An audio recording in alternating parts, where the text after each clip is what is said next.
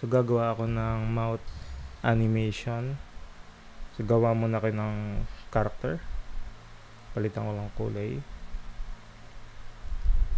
Tapos, gagawa ko ng mata.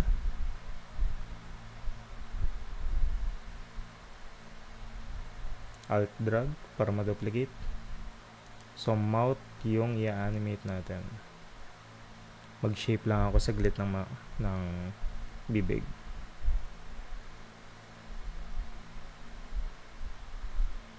Kulay pula.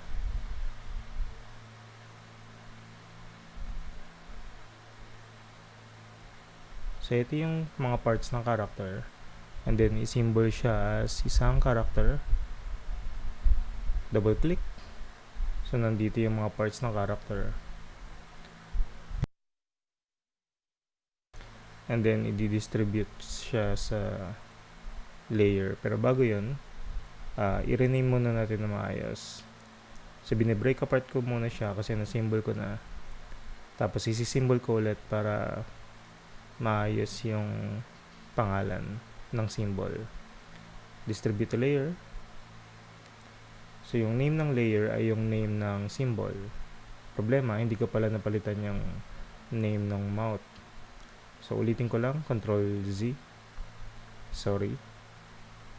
Ayan. I-break apart ko lang tong mouth. And then, sisymbol ko ulit bilang mouth symbol. Then, distribute to layer. Ayan. So, yan yung i-animate natin. F5 para magdagdag ng frame. Double click sa symbol ng mouth. So, isi-set up na natin yung mga parts ng mouth. Kailangan ko ng upper teeth, lower teeth, at saka tongue. So, upper teeth muna. Duplicate para sa lower teeth. Tapyosin ko yung gilid.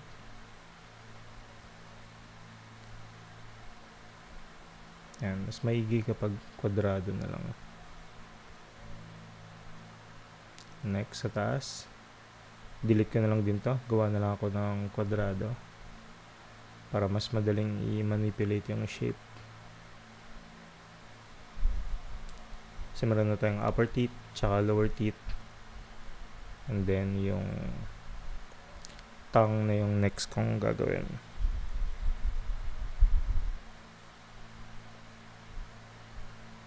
Oval tool. And then, medyo lighter ng konti sa mouth. Ilalagay ko siya sa pinakang ilalim. Sa ibabaw ng mouth. Upper teeth, lower teeth, tongue, and then yung mouth. So, yan yung mga layers natin.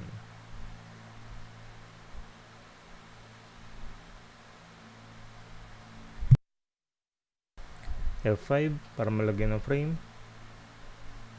Ngayon, gagawa lang ako ng simpleng mouth shape. Halimbawa, manipis muna.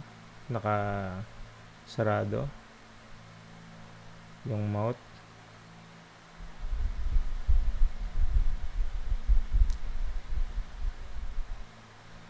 Tapos, syempre, mag-a-adjust tong mga teeth. Depende sa position ng mouth. Lilitan ko lang tong tongue. Masyado siya malaki. And then yung lower teeth, isagad ko lang. Ayan, okay na. Tapos bagong keyframe, i-adjust natin based sa opening ng mouth. Ayan. So, ganyan mag-move yung mga teeth alongside ng mouth. Ito naman, gagawin ko lang oval, O, yung shape. And then, another keyframe, mas maliit. So, adjust ulit natin. Naka-alt drag ako para makopy ko yung shape nung open tsaka yung close na mouth. So, i-adjust ko lang tong teeth. Hindi na siya kita kapag oval na yung shape ng mouth. So, lalo na dito. Pero yung tongue, ninipisan ko. And then, i-copy ko na lang to. Select, alt, drag. Select, alt, drag. So, yan yung movement ng teeth, tsaka yung changes ng shape ng mouth. Pwede ko nang lagyan ng shape twin. Lahat sila pwede ng shape twin. Wala naman akong sinimbol dito. So, yan yung movement ng teeth, tsaka yung changes ng shape ng mouth. Ngayon, gagawa ko ng layer. Ayusin lang natin yung layer name. Upper teeth, lower teeth, tongue, and then yung mouth.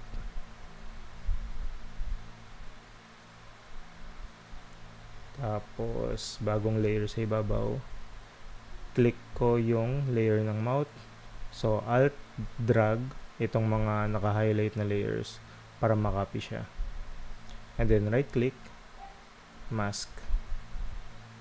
Tapos, Shift select yung lower teeth tsaka yung tongue, and then ida-drag ko siya dun sa may mask para mapasama siya sa mask. And then, ilalak ko na yung layer para makita natin yung pagkaka-mask. So, ganyan yung mouth animation.